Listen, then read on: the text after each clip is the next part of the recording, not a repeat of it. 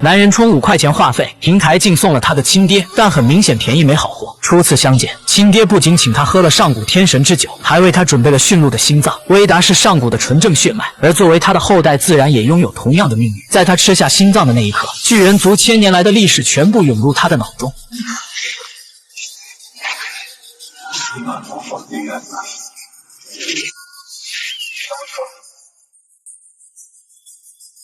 随后，威达将他的手放在火上灼烧，威严耸立的别墅里布满杀猪般的痛苦惨叫。而威达之所以会这么做，是为了展示巨人族的自愈能力。剧情迅速反转，令他难以接受。可就在他准备洗脸清醒一下时，眼前的景象再一次惊掉他的下巴。镜中出现一个与他拥有相同容貌的人。从这一刻起，他再也不是原来的自己，他已经成功蜕变成了上古之神洛基。与此同时，洛基同母异父的哥哥却拥有着雷神索尔的血脉，而他唯一的心愿便是用手中的锤子砸碎威达的狗头。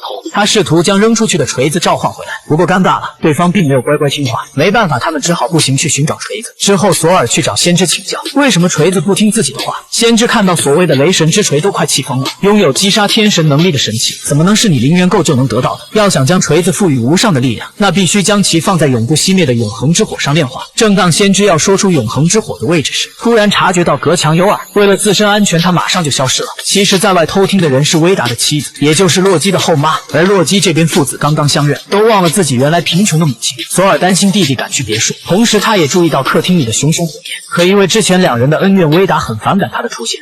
Leave. Lalits will be fine here. 而此时的洛基贪恋权贵，不愿离开这里。无奈之下，索尔选择独自离开。不过洛基却随后追出来告诉索尔，说他刚才听到了威达与妻子的谈话，先知即将会有危险。听到这个信息，索尔急忙去救，但先知早已经遇上了威达的妻子。而先知沉着冷静，只是亲吻了脖子上的项链，之后他的面部就发生了变化，转瞬间竟变成一只老鹰飞上云草。而对方拿起上古弓箭摆开架势，只需一箭就射中先知幻化的老鹰。很快，先知掉落变回人形，他撑着最后一口力气，将项链交给了老年痴呆的独眼老人。等索尔赶到时，先知已经没了气息，变成一捧沙子消失在这个世界。